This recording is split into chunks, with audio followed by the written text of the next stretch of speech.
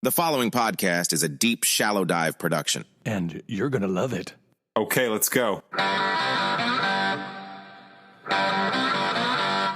And this is what it looks like to be a propaganda sheep. Walz is a kind of happy warrior. Happy warriors. Happy warriors. He was certainly the happy warrior last night and seemed to be the happy warrior last night. A happy warrior, folksy backstory, are going to be very happy warriors. There is a new happy warrior. Following the kind of happy warrior mold. Happy warrior mentality. Wicked sense of humor. Look how happy the pig looks. All right, so the propaganda sheep part that she said at the beginning, that was a little bit harsh. But, there's another clip of, the narrative creation. And again, I'm sorry, this is picking on the Walz-Harris campaign again, but it is absolutely what is taking place. And it's what I'm seeing from this campaign. We talked about by the way, how's everybody doing? Happy Friday. Sorry, man, I jumped right in. Anyway, we talked about in, I believe, the episode on Tuesday, I played the long clip of the various segments of joy. They're equating Kamala running with joy. And it kind of does play off of what took place in 2008 with Obama and hope. And actually, if you remember, there were like posters and t-shirts. It was like almost like a red, white, and blue graphic of Obama, kind of a cartoonish, or not cartoonish, but almost like an oil painting type graphic. And it had the big word hope under it. But per that clip that I played for you guys on Tuesday, with Kamala, it's this joy concept. So they're bringing joy into it, joy back to America, joy to this. So now with Tim Walz, they are creating him as this happy warrior. Think about it. The term happy warrior, that's not like that is a common term that everybody uses. And therefore, when you have 15 media outlets saying a term to describe Tim Walz as a happy warrior, which is, there's no chance these media outlets all just happen to want to describe him like that. It's not like the word resilient or authentic or, something that is commonplace to describe. Happy warrior, I don't even think that's anything. That's just two words put together. And therefore, you have to understand that these are talking points that are being delivered to news outlets. Now, again, I don't know how they do it. I don't know if it's through a press release. Obviously, I don't know. I don't know the exact mechanism of how they do it, but it's coordinated because, again, you can't have that type of message, which is like, two words put together, said by a variety of people at the same time. It's impossible. Walz is a kind of happy warrior. Happy warriors. Happy warriors. He was certainly the happy warrior last night and seemed to be the happy warrior last night. A happy warrior, folksy backstory, are going to be very happy warriors. There is a new happy warrior. Following the kind of happy warrior mold. Happy warrior mentality. All right, repetition is the mother of all learning. That's really true, actually. Repetition is the mother of all learning. So anyway, I wanted to just play that for you again after my little description. So, all right, let's move on. Now, I'm going to jump over to the Trump campaign. And so if you did not see, I believe it was on Tuesday, Trump and Elon Musk hosted a X Twitter Spaces where basically Elon interviewed Trump on Twitter. The thing was pretty incredible as far as the attention that it drew. Supposedly, it has amassed over 1 billion either listens or views. Hold on, let me check. All right, so here's some stats as of August 13th. So this was as of, when was that? A couple days ago.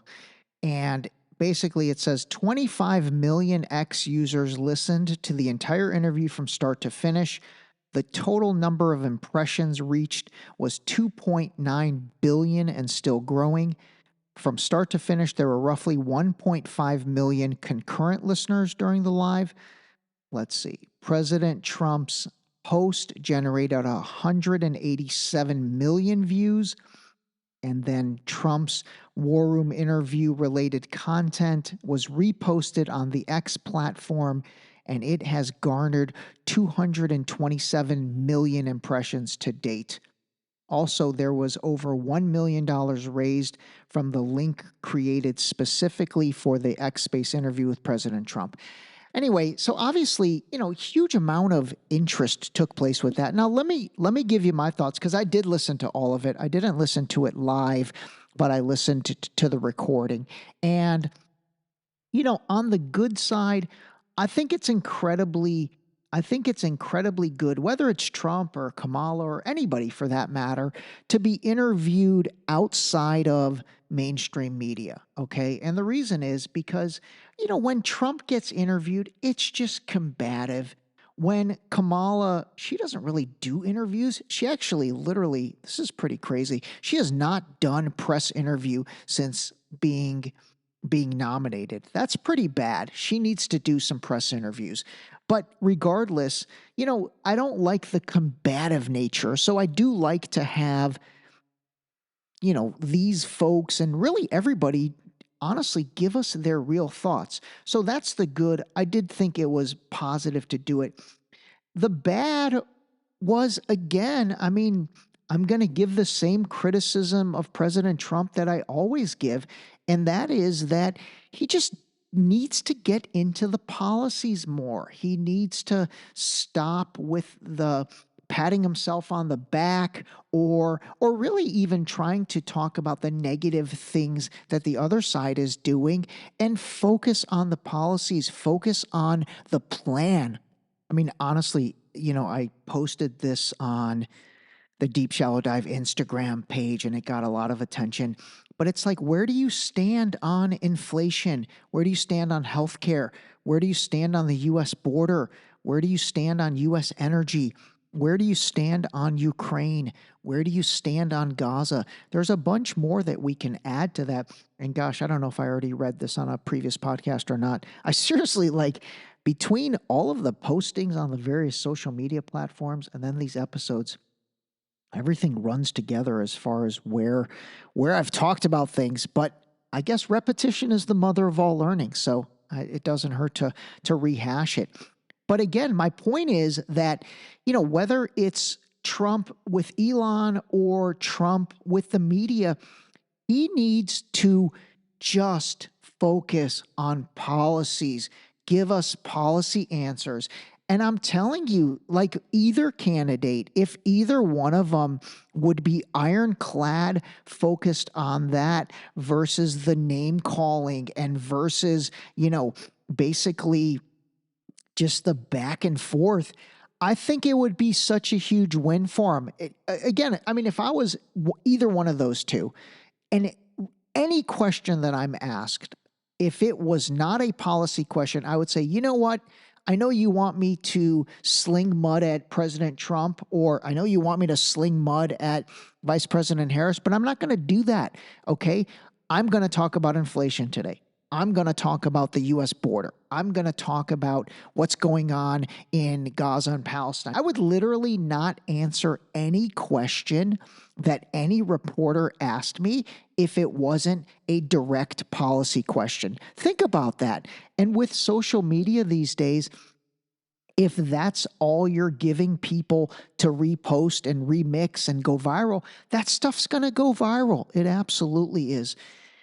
Oh, man, I guess that's politics. Politics is not concerned about actual policies. Politics is concerned about politics. That's pretty sad, though. That's pretty sad. And again, I do look at, I think this works against Trump way more than it works against Kamala Harris, because again, he just doesn't answer anything. It's very frustrating. I actually thought that now that Elon and then, a lot of these big private equity venture capital guys are behind him, I thought these guys would be able to give him some coaching, because again, I don't think anyone in Trump's immediate circle has the ability, or quite frankly, maybe the guts to really try to tell him, hey, dude, just stop with all that and focus on what you're going to do. That would be amazing. I mean, he really would win this thing easily if well, I don't know about that, but anyway, let's see what happens. I think it's just going to be a bunch more rhetoric. It really makes no sense to me though why the Trump team. I'll tell you who they need. They need Vivek. They really do. They need Vivek. He should be the one advising Trump because that guy, people don't want his smoke. They don't. Like when Vivek answers questions with the media, he gets into policies. He brings receipts. He talks data. He talks facts. He really does. Again, I know a lot of you might not like him, and that's fine, but you cannot question his grasp of the data, of the policies. You might not agree with him, but you cannot question that he gives you intelligent answers that are not emotion-based. He really does. He really does. All right. Anyway, moving on. I'm going to shift gears a little bit and bring on the Snoop D-O-double-G, and not about the Olympics, which, by the way, man, he was all over the Olympics. I don't know. I can't say I loved him in the Olympics. I don't know. I thought it was just goofy. But this is not goofy. Women gotta get their shit together, because I don't understand how the fuck you get paid off of that shit. I mean, can somebody explain to me how you can get 1 billion streams and not get $1 million? That shit don't make sense to me. Like, I don't know who the fuck running the streaming industry, if you in here or not. But nigga, you need to give us some information on how the fuck to track this money down. Because 1 + 1 ain't adding up to 2. And I have to say it, because that's the main gripe with a lot of us artists, is that we do major numbers with streams and this shit, but it don't add up to the money. Like, where the fuck is the money? When I first came out, my records would sell based off of physical. If you sold 1 million copies, that means if $9.99, $9 million, you get this percentage, that's what it is. So if I sell how many streams, how much money do I get? It's not being translated, and it's not working for the artist right now. And I just want to speak to that in the music industry. Like, that's fucked up. And we need to find a way to figure that out. The same way the writers are figuring out. The writers are striking because streaming. They can't get paid. Because when it's on the platform, it's not like in the box office. In the box office, if it does all these numbers, you may get a up. Oh, it did this many, here's another check. But on streaming, you got 300,000 hours that somebody watched your movie. Where's the money? And I know I'm going off a script right now, but fuck it. This is business. You know what I'm saying? This is a room full of business people, and somebody may hear this and be able to do something about it, so that way the next artist don't have to struggle or cry or try to figure out how to get to his money. Because some of these artists are streaming millions and millions and millions and millions of fucking streams, and they don't got no millions of dollars in their pocket. So I just wanted to say that. Yeah. I mean, that's some serious real talk there. You know, as far as the streaming business and really everything that's gone digital, obviously, you know, some entities are making an incredible amount of money out of this, and that is not trickling down to the artists. It just not. I mean, I think some of it is. I'm sure some of it is, but obviously the amount that should be, because they're the ones that are the creatives and they're the ones that are creating the content that enables everything to fall under it. You know, they're not getting their fair share. So, you know, I wanted to play that because that's just another example of, you know, what is taking place in this digital world of ours. There's a tremendous amount of benefits from the efficiencies of digital. I mean, again, I love being able to listen to Spotify as I, you know, do my work during the day, as I go for a run, as I'm on my drive, obviously listening to the podcast. Podcasts are a little bit different. I'm talking music here. You know, I will say I do miss the days of making my mix CDs, the Ray D Mickey Ficky mix. The Mickey Ficky mix was legit. Anybody that got a copy of the Mickey Ficky mix back in the day, you probably know what I'm talking about. I do miss the days of making mixed CDs and I guess mixed cassette tapes before that. But anyway, in all seriousness, you know, again, this is just another problem, and I want to scope it up to the bigger picture of when it comes to technology. You know, you have a group of people and a group of companies that are benefiting from this beyond anything you can even imagine. And it's the Googles of the world. It's the Amazons of the world. It's the Microsofts of the world. And it's all the folks that are involved in those. And then trickling down to all of the, the hedge funds that are involved, trading their stock. And what is not happening, though, is it's not trickling down in this case to the music artists. And that's a problem. They deserve it. They really do. They really do. So anyway, wanted to introduce that. And, just again, look for things that don't make sense and poke holes in things and ask questions. And so I really liked that from Snoop because he was on stage at some conference and it looked like he was not supposed to say what he said, but he did. And, I applaud that. All right, next up, this is 2021. When people are vaccinated, they can feel safe that they are not going to get infected. And then this was Dr. Fauci a few days ago. I got infected about 2 weeks ago. It was my third infection, and I had been vaccinated and boosted a total of 6 times.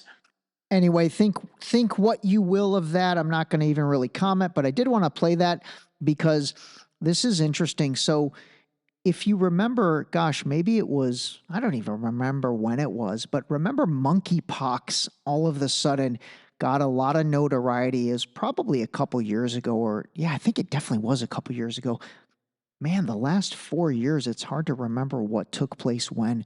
But anyway, monkeypox absolutely kind of busted onto the scene and then it didn't really get any traction and it went away. Well, it's back, but I'm not gonna talk about it too much today because I'm gathering some more information on it. But what I find is incredibly interesting is they've like rebranded it. They're not calling it monkeypox in the press. They're calling it mpox. So I find that odd. I'm gonna try and understand why, you're rebranding something like that. That's very goofy to me and it doesn't make sense, but keep an eye out for news about mpox. All right, a couple other things. So, nothing's really happened much in terms of Iran or Hezbollah kind of attacking against Israel, which, makes sense to me. It's so funny. It's like, the way they try to play this out in the media is that everything is, they try to make everything so scripted. And they're like, okay, tomorrow at 6:00, Iran is going to strike back. And then at 7:30, tune in to catch Hezbollah striking back. It's pretty ridiculous. So obviously nothing's happened there. I don't really think they're going to just strike back. I think something else crazy weird is going to happen. There's also been a resurgence in media coverage in terms of Ukraine and Russia. That war just continues to go on with casualties on both sides, especially on the Ukrainian side, but you don't really hear much about it. But this week there were a couple flare-ups, so let's keep an eye on that. Remember, you've got Taiwan still in the mix with China. We haven't really heard much about anything there. So can something all of the sudden fire up in terms of Taiwan and China? Yes, that could be another, the next big news story. Let's see. Oh, by the way, I forgot to even talk about, I don't know if you guys got a chance to listen to the interview I did with John J.R. Rennie, which came out on Wednesday, I believe. But if you didn't get a chance to listen to that, give it a listen over the weekend. It's really a good discussion about Christianity, and it really helps you understand, the mindset of, I'll kind of call JR the average Christian. He might be, and I don't mean average in a bad way, by the way. I mean the kind of the typical Christian. Now, he might even be a little more because he does run a ministry. But I think if you listen to the interview, you can kind of get an understanding of, I guess, really, and again, I don't mean this in any way, but the mentality of, let's say, Christians, because I think that is something that is, going to be of consequence, because again, I have said this before and I'm going to say it again. I do think that there is a slight foundation being laid for, some type of religious holy war between Christians and Muslims. So I think JR does a nice job of, just giving you a sneak peek inside the mind of somebody that, has a devout Christian faith. All right, the last thing for today, I'm going to read you this list because honestly, it's pretty crazy to me. And it's another graphic that I put together and got a lot of traction on the Deep Shallow Dive Instagram page. And basically, it's a list of human rights organizations that continue to call for a ceasefire in the situation in Gaza and also refer to it as a genocide. So the reason I want to share this is because, again, these are unbelievably well respected and unbelievably large, and by the way, incredibly well funded, human rights organizations on a global level that are saying the same thing. And they're basically calling a spade for what's going on over there. But it's like, again, it falls on deaf ears to an extent with a lot of people and also obviously with the politicians. But check out this list of organizations, again, that are currently advocating for a ceasefire and an end to the genocide in Palestine. Amnesty International, Human Rights Watch, the Norwegian Refugee Council, the United Nations, the International Committee of the Red Cross, also known as Doctors Without Borders, Oxfam, Save the Children, the International Federation for Human Rights, the Global Center for the Responsibility to Protect, the World Health Organization, the WHO, that's a pretty famous one, CARE International, that's another famous one, UNICEF, obviously another famous one, the UN Relief and Work Agency for Palestinian Refugees, that one's known as UNRWA, the Arab League Organization of Islamic Cooperation, okay? Those two people will be like, oh, well, those are pro-Palestinian organizations. Of course they're going to say that. But here's the last one, which is not pro-Palestinian. It's actually an Israeli human rights organization based in Tel Aviv, and it's called B'Tselem. So anyway, you've got almost 15, 16 of the world's largest human rights organizations, all saying the same thing. And so, oh man. All right. That's it, everybody. That is it. Have a great weekend. Get outside, get some steps in, give a listen to the interview with J.R. Rennie. Take a look back if there's other guest interviews you've missed. Try and catch up. I might release one on Saturday. If not, we'll release some more guest interviews, next week. And that's about it, everybody. That's about it. Call a spade. Buy the book. It's good. I'm telling you, it's a great summer read. And if you get a chance, drop me a review on Apple Podcasts or Spotify. Appreciate you. Talk to you soon. Real bad man. This episode was brought to you by the new book Deep Shallow Dive Into You, available now on Amazon and Barnes & Noble in hardcover and paperback. Don't forget to sign up for our new mailing list on our website at deepshallowdive.com.